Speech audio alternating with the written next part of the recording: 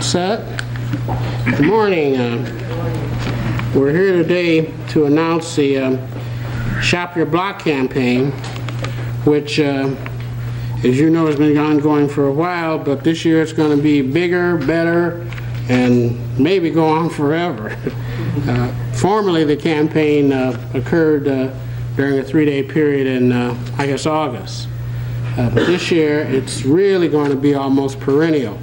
We're going to highlight it through several key designated times of the year, which we feel are tied to natural events which should spur and encourage more participation in the program, which incidentally has shown some positive results in the areas that have been involved in it before.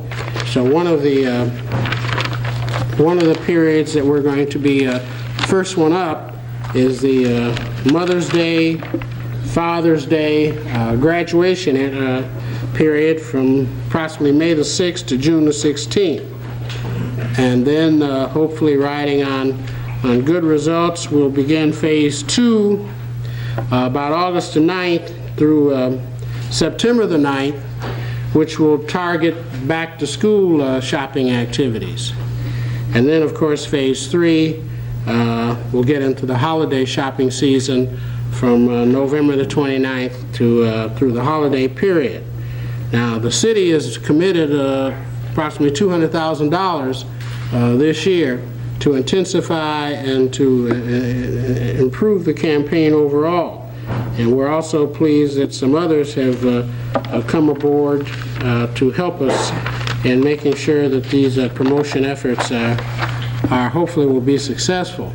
We are particularly trying to get things off on the right foot with some special emphasis in, that will occur in phase 1, some promotion activities which will include some $20,000 in prizes and giveaways.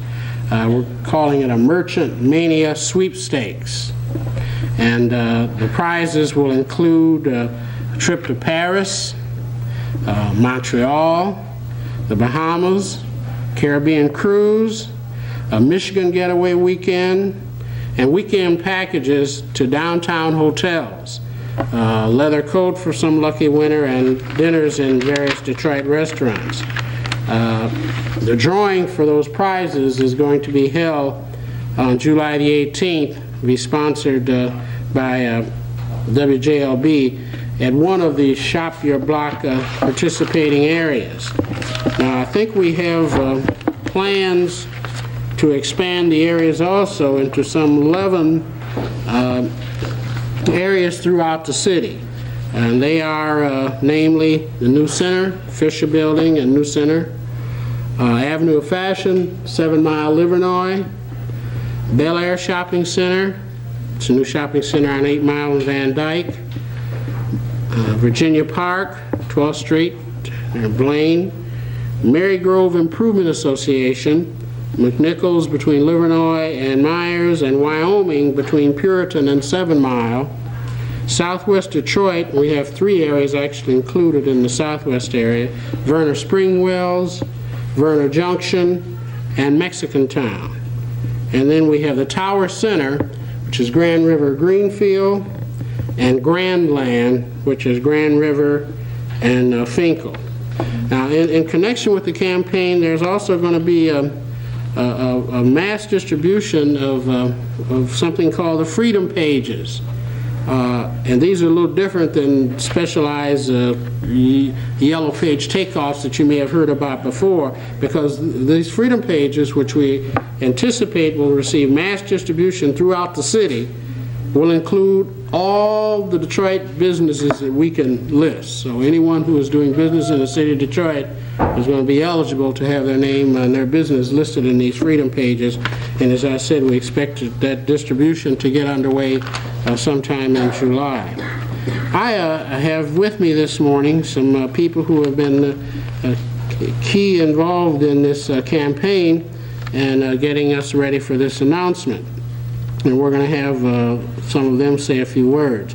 Let me introduce everyone around the table. We have Mr. Wallace Jackson from the Community and Economic Development Department. We have Mr. Darrell Garth from Detroit Economic Growth, and we have Ms. Jacqueline Vaughn from Vaughn Marketing Consultants.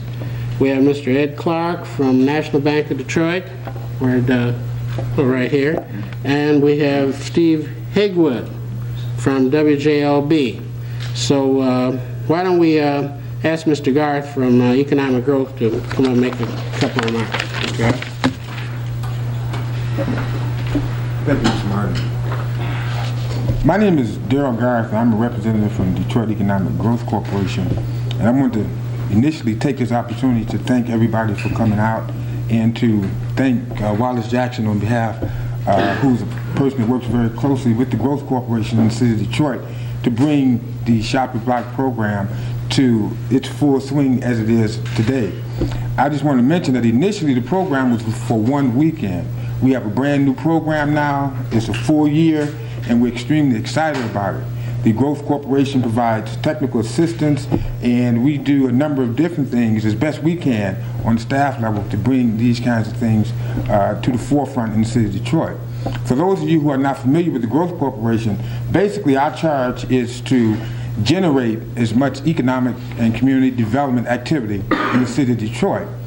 We work very closely with the city as well as private industry to generate economic activity, because we all know it's very, very important.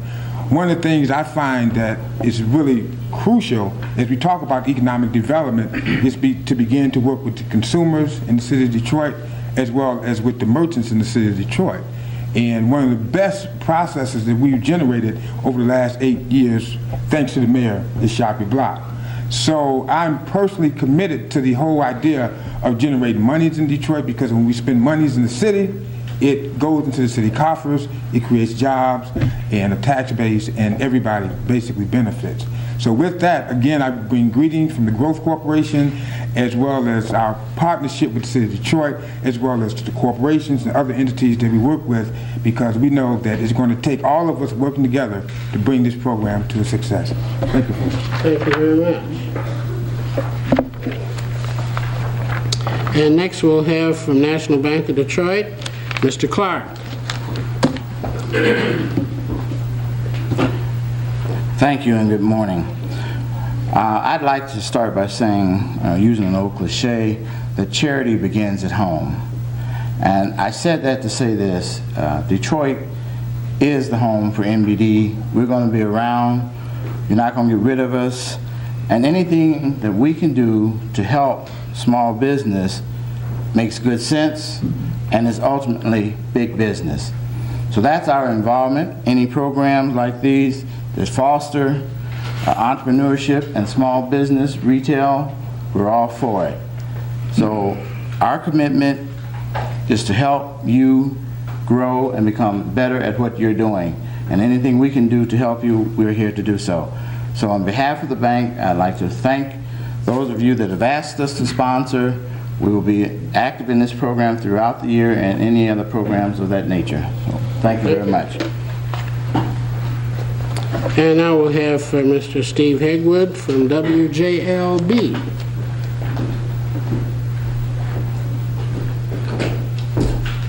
Pleasant good morning, everybody. I am Steve Higwood from WJLB, the program director. And for those of you who know, WJLB has been involved in the community for over 50 years. This program, last year I wasn't here, this program I understand was very successful last year, and we're very pleased that they decided to expand it this year. Our involvement will virtually be in helping to promote the program and involve our listeners to come out to support the merchants. And we look forward to a very successful year. We have always been very helpful to the local merchants of Detroit, and we look forward to the continued support of all the people and our station. Thank you, Mr. Higwood. I think all in all, you know, this idea started, and I remember some years ago, in fact, we had a special kind of hunt activity or something up at New Center. I was up there with the mayor, and it's really remarkable that it's grown now to expand to this level, that we're going to be carrying it practically throughout the year. We are covering more areas of the city, which proves that that this effort has met some results. And if you check out some of the press that's already on it. Those numbers that I saw are rather impressive. So we're pleased to see this effort continue to bring to the attention of our citizens some opportunities for shopping in their own hometown, which they may not know about, and by so doing, trigger all of those events that occur. The merchants and the business people can provide jobs for citizens. They can increase their earning.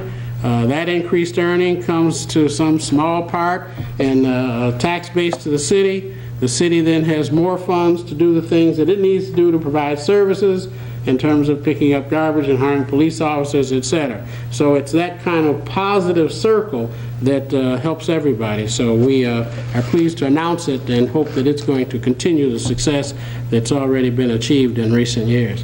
At this point, if you have any questions, we'll try to handle them. Questions on this announcement? It's been going on for 8 years. Can you just tell me how successful it's been? Yeah, I saw some numbers. I don't know, Wallace, you want to amplify on, I guess that those figures were authentic.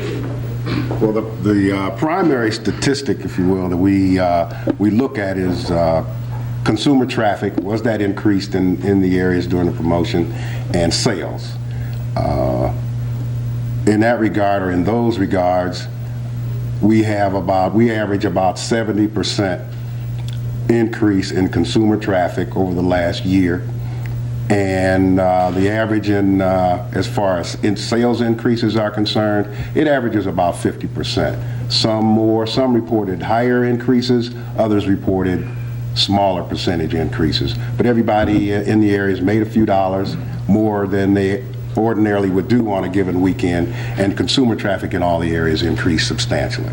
In your opinion, what's the benefit of Shoppers Lot here in Detroit? The benefit is, as Mr. Martin indicated a few moments earlier, that is, we expand the tax base. As these merchants generate cash, they pay money into the city's general fund, and those monies go back to the citizens of Detroit in the form of municipal services. Jobs are also created for Detroiters as merchants are successful in the city of Detroit. When a Detroiter shops in the city of Detroit, he or she helps himself or herself by doing so.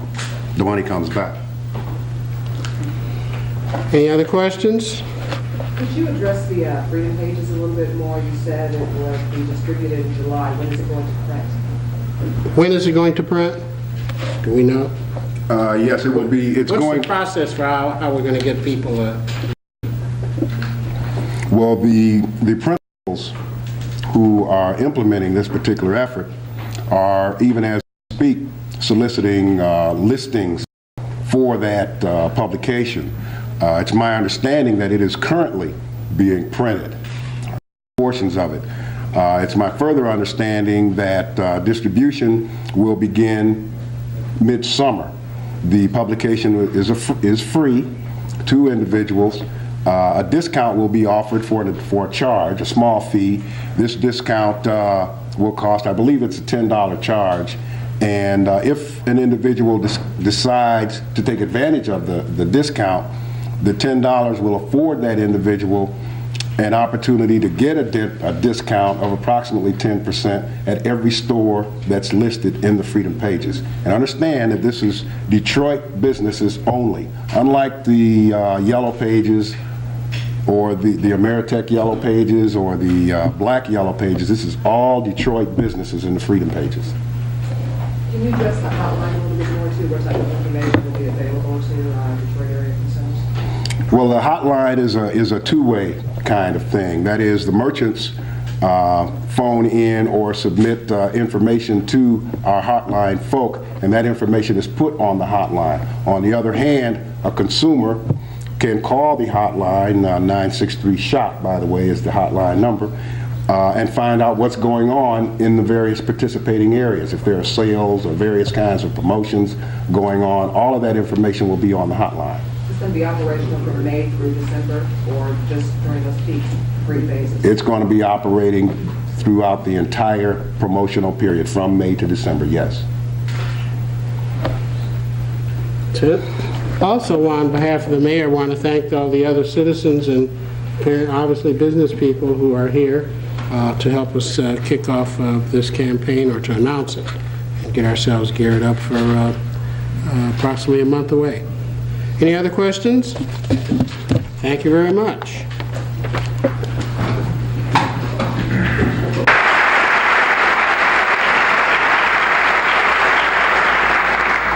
Federal Appeal Court Judge Chief Justice Kavanaugh, Justice Mallett. Great pleasure I greet you today and think about the speculations, mainly in the press, the lamentations, if you please, that there's no young leadership coming up in this city, in this state.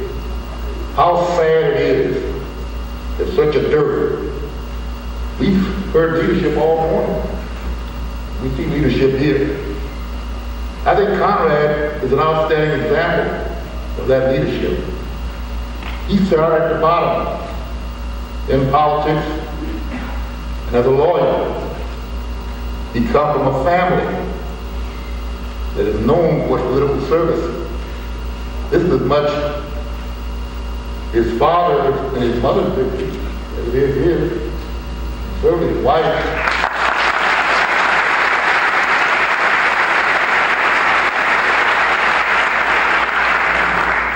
In fact, I first met Conrad while I was having a political discussion with his father. He was a little above crawling, but not far beyond that. So he has been raised in politics. Conrad Sr. and I go back to the Kavanaugh administration, where he served with honor. And then he came into my administration, that is senior. In fact, my administration has the distinct honor and unique pleasure of having had both Conrad Mallett serving as a part of the same administration. They both served with distinction. So I think that we can look with great pride in the city of Detroit on the fact that Conrad Mallett is one of ours. He was raised on our streets. He knows our city. We had to look toward anyone to exhibit understanding and to dispense justice to this city.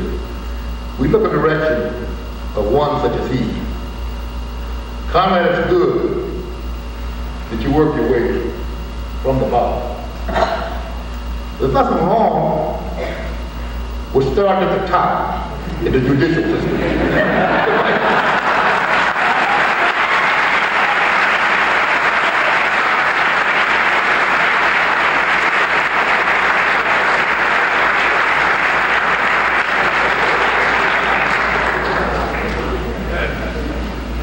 Presented to Conrad Mallett, Jr., in recognition of your special contribution to Jaffe, Snider, Raitt and Heue, as a partner and a friend. The state of Michigan and each of us will benefit from your intellect and judgment as a justice of the Supreme Court of the state of Michigan. We'll really miss you.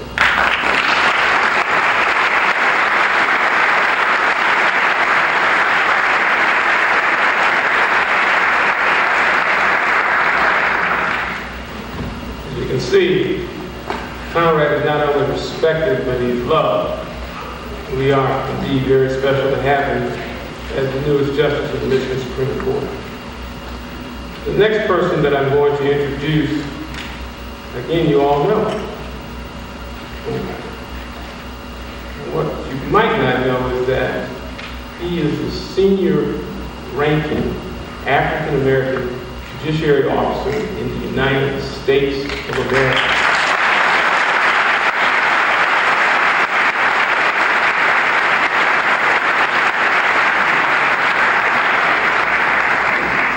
And it's not just because he's been around a long time. You heard the mayor talk about working his way up. Judge Keith has worked his way up. He has provided opportunity through his decisions. And that, I say thank you personally for all of your effort and all of your strength and courage and going against the grain when you knew you had to, when you knew.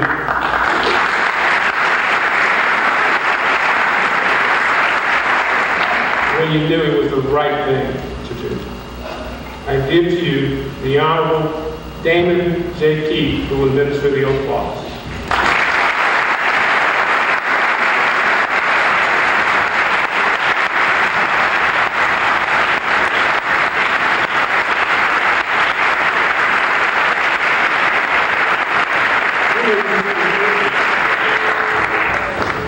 Chief Justice Burton, Mayor Coleman Alexander Young, and Chief Justice Kavanaugh. Conrad, in Washington, at the Supreme Court that you have been to, they have 4 words etched there: equal justice under law.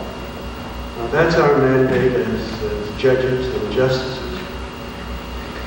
I also would like for you to remember, Conrad, that you were appointed and not anointed.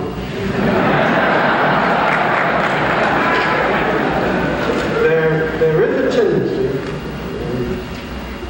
Conrad and I jog together with the Y, and we do a lot of lying together sometimes about the judges, and some of them, the black robes just changes the personality and character of them, and so we are appointed and not anointed, and I just want you to remember that, Conrad. And my favorite verse from the Bible is from Micah, the prophet, where he said, "He has shown thee, O man, what is good, and what doth the Lord require of thee but to do justly, to seek mercy, and to walk humbly with thy God." And Conrad, I know that's your admonition, and that is your charge, and I'm sure that you will perform it admirably.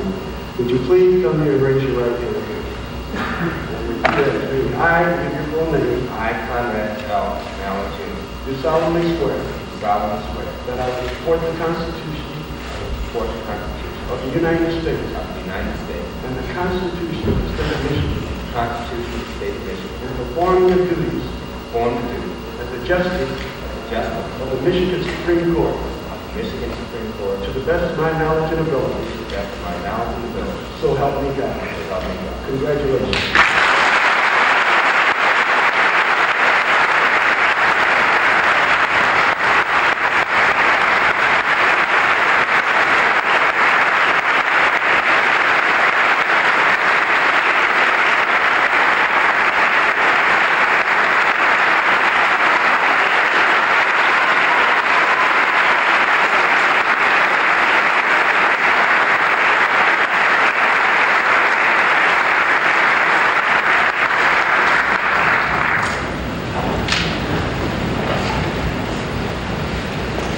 Thank you very much, all of you. Fellow members of the bench and bar, honored guests, Mayor Young, my friend, my family, ladies and gentlemen. First of all, I want to thank you all very much for coming. In these kinds of speeches, tradition dictates that normally expressions of thanks and acknowledgement of support come at the end. But it's always seemed to me that the most important part of these ceremonies takes place when the speaker acknowledges those persons who helped him or her along the way. Now, if I truly attempted to list all of the people who helped me now stand in this position before you, we'd be here for a very long time. Where do you start? I start with my wife, Barbara, who's been with me for 6 years, as I have made a transition from government to back into the private sector, and then back into government. Do I start with my mother and my father, who have made me all that I am today? Do I start with my first grade teacher, Mrs. Jordan? With my junior high teachers, Mr. White, Mr. Bird, and Ms. Tucker? Do I start with my high school teachers, Ms. Abrams, Mr. Rosen, Mr. White, Mr. O'Neill? Do I go back to when I was a 5-year-old at the YMCA and thank Mr. Dabney, or Mr. Boyce, or Mr. Hunter, or Mr. Gresham, Ted Morton, or Julius Lee? Do I go back to, the question is not where you stop, but for me, ladies and gentlemen, the question is where you start. I must somehow thank you all and acknowledge the contribution of a great many elected officials who made my private sector career successful. I thought about all that each of you have done for me and wondered how I got repaid. The method of repayment, however, after these last days of sitting on the bench is clear. Under this and all circumstances, I must at all times do the best job that I can possibly do. I must be a willing participant in the search for truth and justice. I must examine the law, study the facts, and most importantly, explain my decisions clearly and concisely. I must bring to bear all of my strength and discipline to sustain a high level of intellectual performance. I must do all I can all of the time to render justice fairly, never forgetting the men and women upon whose shoulders I stand. Trained by Ralph Richardson, Strat Brown, James Blanchard, Stanley Steinborn, and now Ira Jaffe, I assure you all that I am fully prepared to do this work. More than anything, though, harking back to that which Damon Keith just said to me, if I leave nothing else, please remember this, that through all of my years of service, I have been mindful of the difference between a public official and a public servant. And the distinction is subtle, yet profound. It is the difference between power and authority, and in my case, it's the difference between success and failure. Ladies and gentlemen, I want to assure you all that I am a public servant, called to do this work by my God and humbled by the faith that you and he have shown me. Humility is the key here. It is more important than talent, brains, or discipline. And I say again that I am a public servant. I've been raised by a public servant. And I feel called to do this work by my God, and I am humbled by his faith and your faith in me. So as I leave this stage, be confident that I will work hard, that I will be cautious, that I will be thoughtful, that I will apply the law to facts, and that I am grateful for all of your help. And lastly, understand that I understand that while I am one of 7, I have a vote of 1. And each one of you can leave here confident that no matter what the forces are that stand against me, that I have stood by myself before, and I'm prepared to stand by myself again. So with all of you supporting me, all of those struggles where I found myself alone, I've never truly been alone. So I thank you for that. God bless you all.